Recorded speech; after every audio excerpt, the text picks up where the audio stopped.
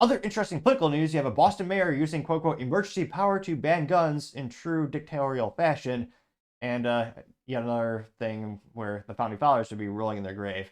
We could somehow capture that movement to be perpetual motion with how much politicians and people are letting them down. Now, this comes to us thanks to one of the best organizations out there, Firearms Policy Coalition. And they say, quote, Haley said she decided to approve emergency language for the gun law 2 months after she signed it into law because it's just what we were able to process it and look through, review the legislation, unquote. Now, it did get as many views as it should. It got 32,000 views and 687,000 likes.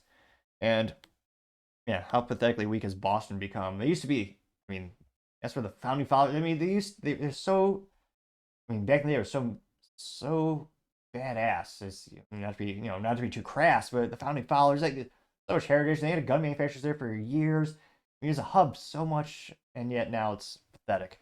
Now, the actual article is from Boston Herald Politics, and they say, quote, Healey plans to use executive authority to beat back attempt to suspend Mexican gun law. Gun rights advocates still gather signatures to advance the repeal in question in 2026. They say, quote, Governor Maria Healey plans to use her executive authority to deem a gun bill she signed in July an emergency law. Which, notice how these evil people always take all of our rights when they just say it's emergency. It's a copy-paste methodology on their side of the political aisle. And she says, quote, a move that effectively nullifies an attempt by Second Amendment rights groups to suspend the measure before it takes hold in October. Haley's anticipated action, which her office confirmed, throws a campaign led by Cape God owner store.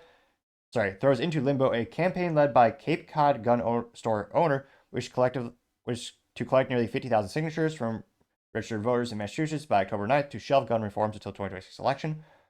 They say that Toby Leary, the owner of Cape Cod Gun Works and chairman of the Civil Rights Coalition, said that Haley wants to demonstrate, quote, pure tyranny in its finest, which, yeah, I can't help but agree with that statement, especially when you see how disgustingly hypocritical when all these politicians have their own basically private armies in terms of armaments and people around them, and they threaten to pull 400 gun stores out of business with their signature. There's nothing they hate more than rights and small businesses. Disgusting. He says, quote, she is literally interfering with the democratic process that is unfolding, a constitutional process that is unfolding. She had 2 months to do this before. If you have such an immediate need and dire threat to the state, why did they wait until they knew we were going to be successful in our campaign? This is only an effort to silence the votes of 85,000 people and that will be involved in this campaign. In the statement to the Herald, spokesperson for Haley said the government plans to sign the emergency language, which put the law into effect immediately rather than on October 23rd. Quote, to ensure that the law's operation cannot be suspended by referendum petition. She continued to say, quote, oh, this is especially mentally vacuous, but it is her words.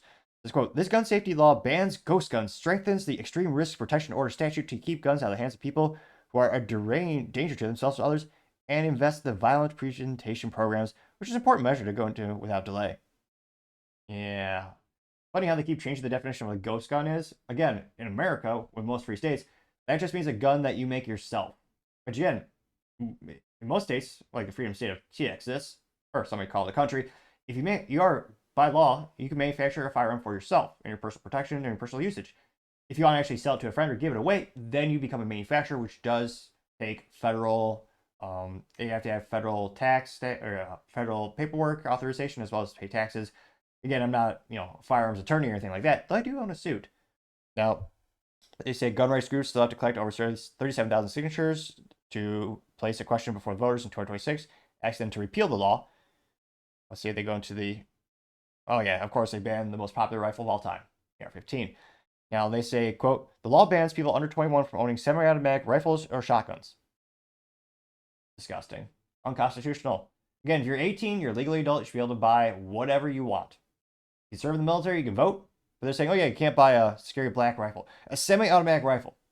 That's an overwhelming majority of rifles. They're very, and again, I love Western movies. Someday I would love to have so much disposable income that I do buy a lever action rifle. Those are fun, but not to be pejorative to that type of firearm, but for most people that is a novelty. Not a lot of people use that for personal protection or anything like that. And bolt actions, those are great.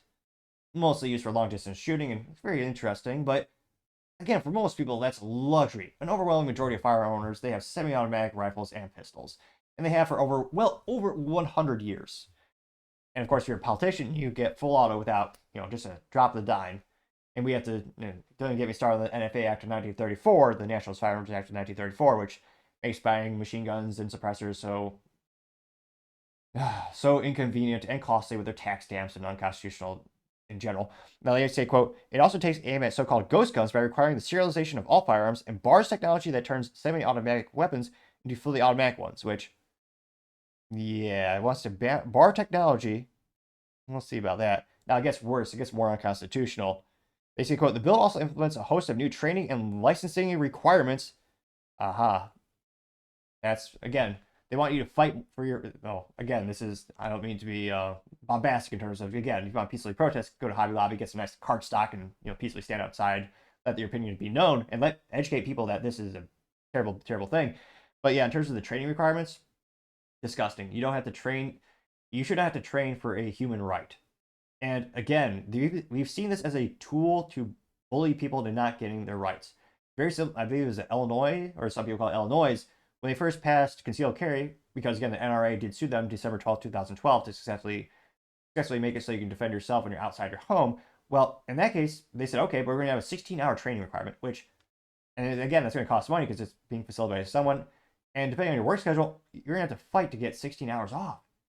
They knew they were just passing the law. They're passing this training just to discourage people from exercising their God-given rights, which is especially disgusting.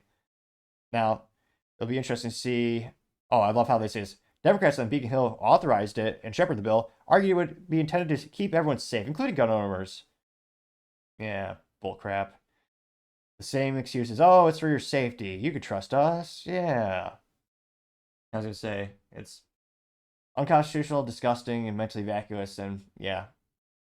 Hopefully they get this overturned immediately. Hopefully they get an injunction. They're able to block this, but I think we have a new name for her. Healy? I mean, look at her. Not to be pejorative about how she looks. Granted, I don't have much ground to stand on, but I can't help but think she looks like a communist. Yeah, let's say a communist Karen. I think that exemplifies her. And of course, her personal detail, as I'm sure most politicians, I'm sure they'll get their exemptions. Of course, same with police. They don't have to, I mean, everyone gets exceptions except the law-abiding citizen. It's ridiculous to say the least. Yeah, they want to ban. All these people that want to ban the AR-15, which hilariously is actually it's an antique in terms of like when it actually was invented. Ironically, in California, which again, California also bans scary black rifles.